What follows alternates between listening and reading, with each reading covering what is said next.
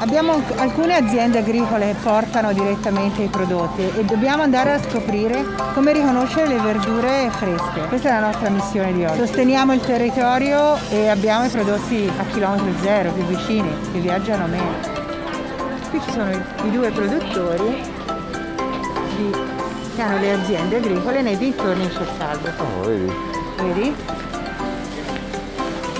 Qui c'è una particolarità, che la moglie del titolare viene dalla Sicilia e di conseguenza ci sono anche dei prodotti siciliani, quindi le arance e i limoni che vengono dalla Sicilia. E questo è un valore aggiunto, mentre invece quello che viene dall'orto, dalla loro azienda, è quello là. Bellissimo, Baccelli, sì, esatto. È una voglia perché di stagione sono la mia cosa preferita.